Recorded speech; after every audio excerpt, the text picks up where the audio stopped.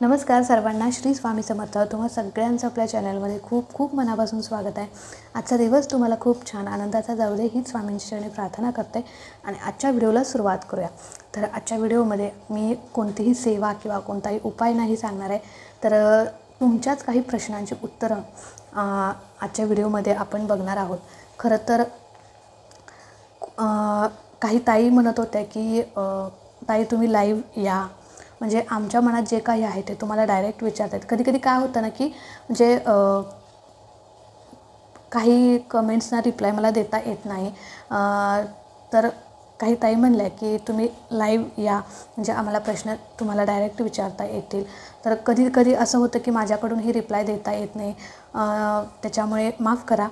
तर असो, पण आजच्या व्हिडिओमध्ये आपण बघणार आहोत की बघा, आपण महाराजांची सेवा करतो, तर ते सेवा कधी महाराजांच्यापर्यंत पोचते किंवा महाराज आपली सेवा स्वीकारतात की नाही हे आपण कसं ओळखावं. आपण महाराजांच्याकडे काय मागावं जेणेकरून महाराज आपली प्रत्येक इच्छा पूर्ण करतील.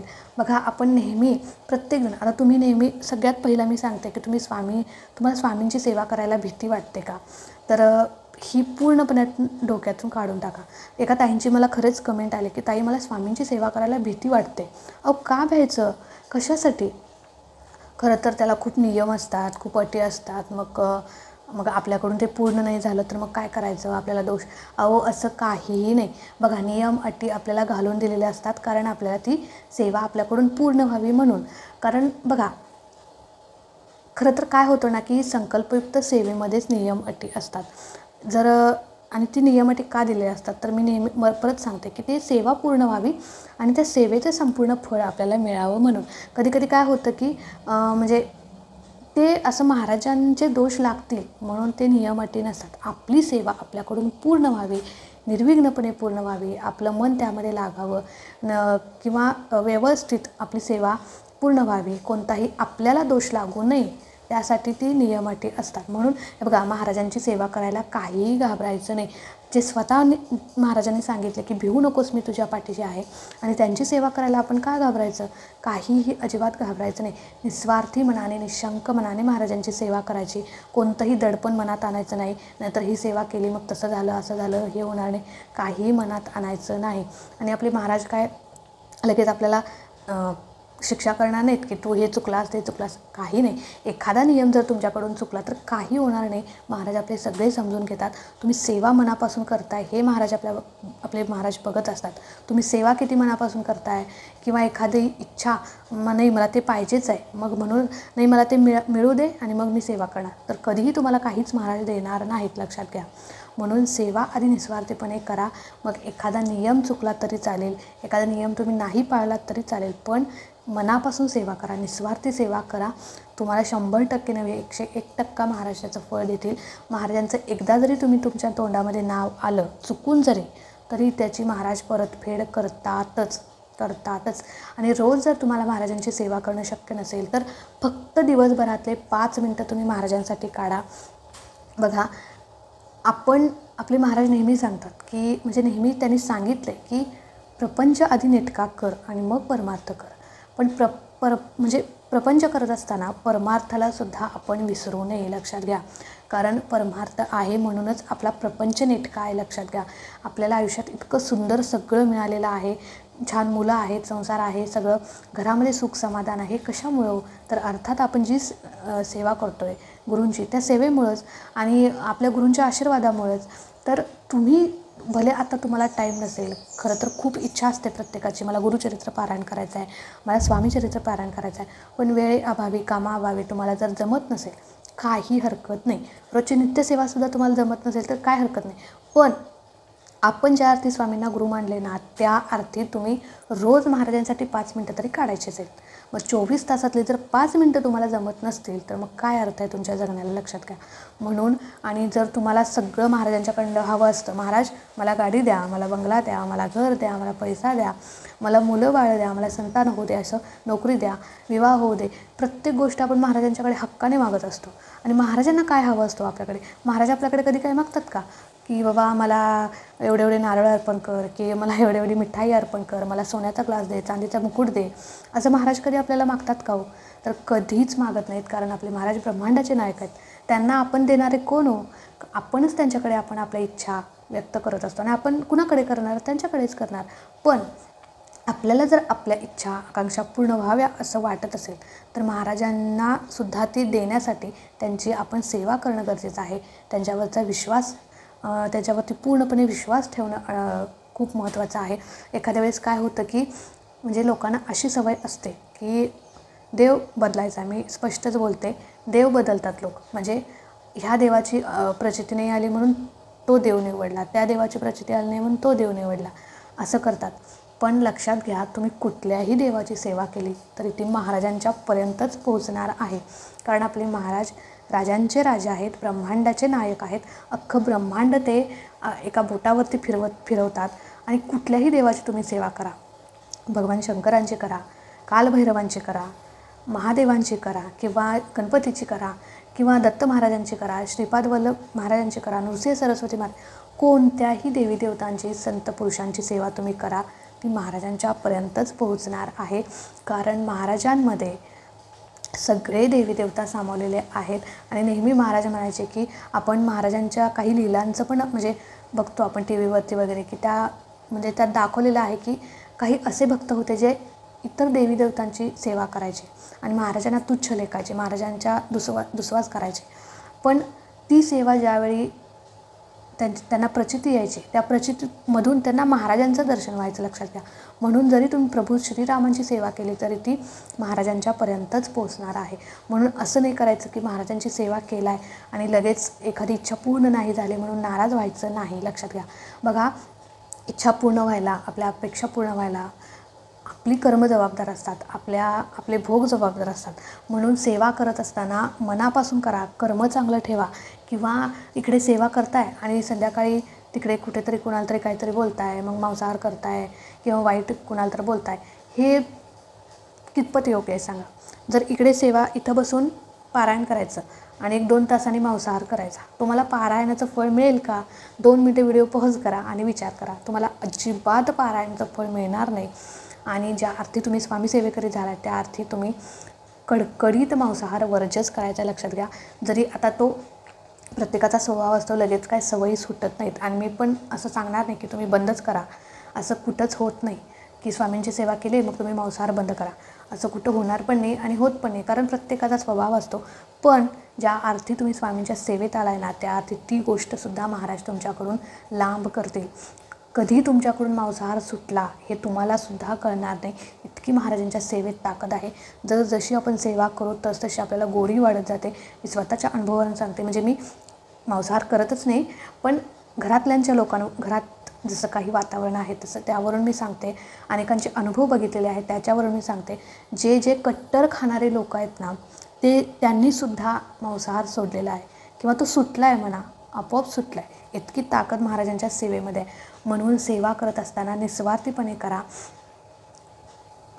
मनात कोणतीही शंका न आणता करा, तरच तुमच्या इच्छा पूर्ण होतील. बघा, आणि आपली सेवा कधी महाराजांच्यापर्यंत पोहोचते हो? ज्यावेळी आपण मनापासून सेवा करू. आणि आपण महाराजांच्याकडे काय मागायचं असतं तर बघा, आपण नेहमी म्हणतो की मला हे द्या ते द्या. बघा, अर्थात आपण संसारिक प्रापंचिक माणसं आहोत, आपल्याला प्रत्येक गरजा आहेत. पैशाची गरज आहे, संसारिक काहीतरी गरजा असतात, मुलांची काही अडचण असते, प्रत्येक. पण ती कष्ट करत असताना, म्हणजे ती समस्या सोडवत असताना महाराजांची सोबत असणं खूप महत्त्वाचं आहे. लक्षात घ्या. कधी आपण म्हणतो की शेजारचा व्यक्ती इतका म्हणजे सुखी समाधानी आहे, कधीच देवाचं नाव घेत नाही, कधीच कुठली पूजा घरात करत नाही किंवा कधीच कोणतं पारायण करत नाही, मग तो इतका सुखी कसा आहे, त्याच्याकडे इतका पैसा कसा आहे, किंवा त्याच्या आयुष्यात कधीच कोणतं दुःख नाही आहे, मग असं कसं काय? आणि मी इतकी देवपूजा करते किंवा इतकं पारायण वगैरे करते, सतत स्वामींची सेवा करते, मग माझ्या आयुष्यामध्ये इतकं दुःख का? तर खरं सांगू का, तो सुखी आहे कारण त्याच्या कर्मामुळे, त्याच्या गतजन्मीच्या किंवा पूर्वजन्मांतरीच्या चांगल्या कर्मामुळे तो ह्या जन्मी सुखी आहे. भले तो या जन्मात देवाचं नाव घेऊ न घेऊ, पण तो सुखीच राहणार. कारण त्याच्या गेल्या जन्मीची काहीतरी चांगले कर्म असतील, चांगले भोग असतील, म्हणून तो या जन्मात सुखी आहे. म्हणून त्याला या जन्मात देवाची आठवण पण झाली नसेल. पण खरं सांगू का, ज्याच्या आयुष्यात नेहमी संकट आहे ना, ज्याच्या आयुष्यात नेहमी कष्ट आहेत, संकट आहे, दुःख आहे, त्याच्यासोबत महाराजांची सोबत किंवा साथ कायम असते. लक्षात घ्या.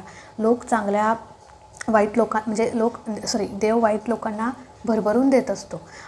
तो भले त्याच्याकडे पैसा आहे, पण तो जर तुम्ही म्हणजे तो इतरांना मदत करत नसेल, आपल्यातलं थोडं इतरांना देण्याची जर त्याच्याकडे भावना नसेल, तर त्याच्या पैशाचा काय उपयोग हो? सांगा. म्हणजे तो त्याची बुद्धी वाईट असेल, त्याचे विचार चांगले नसतील, त्याचे आचार चांगले नसतील, किंवा पैसा असून पण त्याच्या घरात सुख समाधान काही नसेल, तर मग काय करायचं आहे ते प्रॉपर्टी?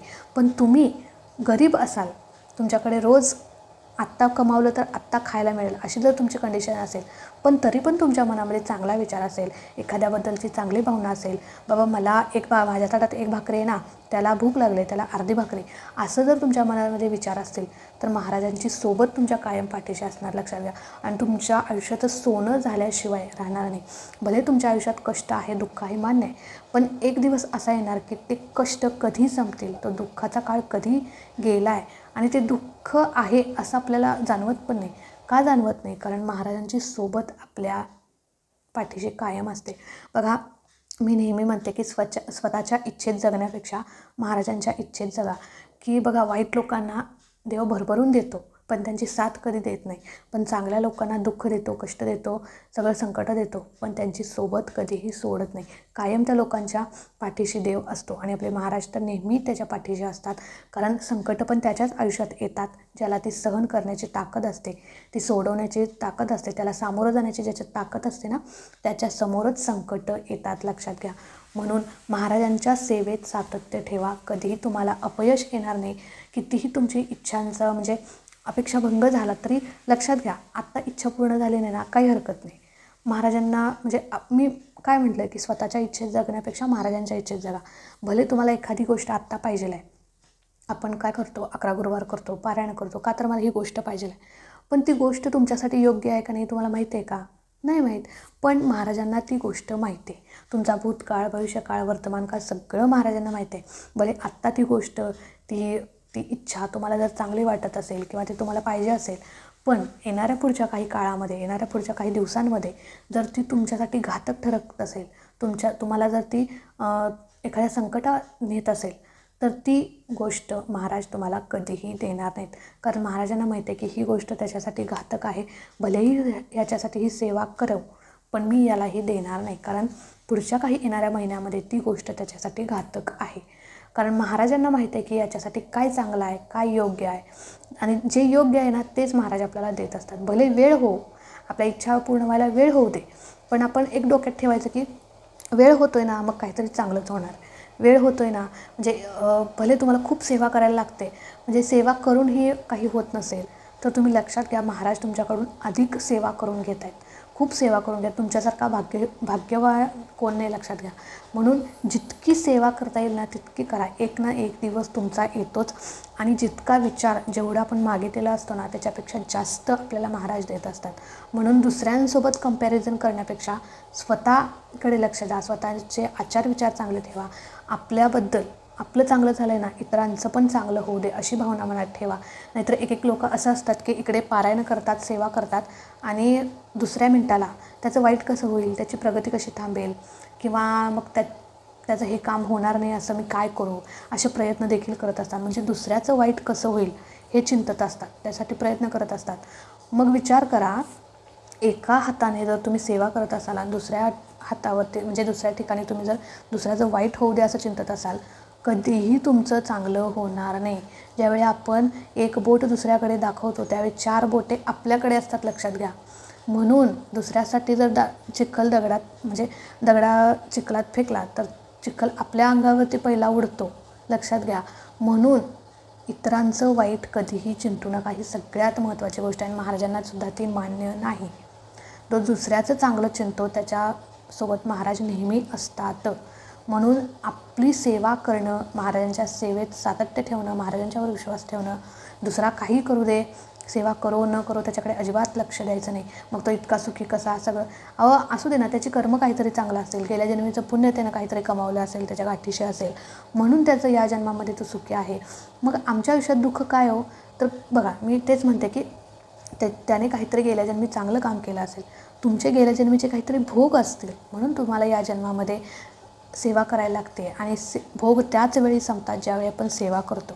सेवेनेच भोग संपुष्टात येतात, लक्षात घ्या.